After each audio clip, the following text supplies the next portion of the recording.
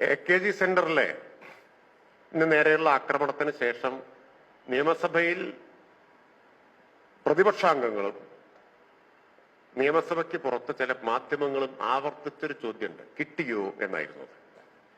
ഓർക്കുന്നില്ലേ? കിട്ടിയോ?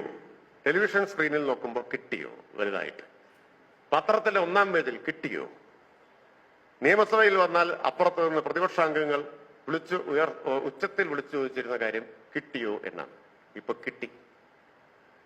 കിട്ടിയപ്പോ മിണ്ടാട്ടല്ല. എന്താ ഇന്ന് തലക്കെട്ടൊന്നും കാണാത്തത്? കിട്ടിയോ? കിട്ടി. നല്ല തലക്കെട്ടല്ലേ? നല്ല ഒരു തലക്കെട്ടിന് സ്കോപ്പ് ഉണ്ടായിരുന്നല്ലോ.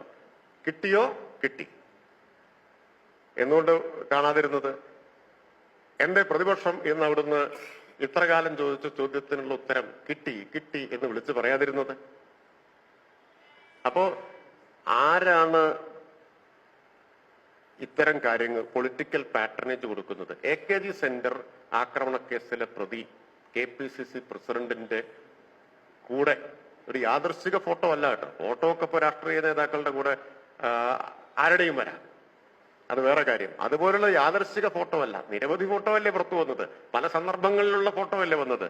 സന്തത സഹചാരിയാണ് എന്ന കാര്യം ഇപ്പൊ വ്യക്തമായിട്ട് വന്നല്ലോ. അപ്പൊ ആരാണ് AKG സെന്റർ ആക്രമണത്തിന് നേതൃത്വം കൊടുത്തവർക്ക് പൊളിറ്റിക്കൽ പാറ്റേണേജ് കൊടുത്തത് എന്ന് വ്യക്തല്ലേ? പ്രതിപക്ഷ നേതാവ് പറഞ്ഞ കാര്യമൊക്കെ തിരിഞ്ഞു കുത്തുകയാണ്. അതാ പറഞ്ഞത്. ഞങ്ങളുടെ നേരെ ഒരു വിരൽ അദ്ദേഹം ചൂണ്ടിയത്, ബാക്കി 3 വിരല് അവനവന്റെ നെഞ്ചത്തേക്കായിരുന്നു.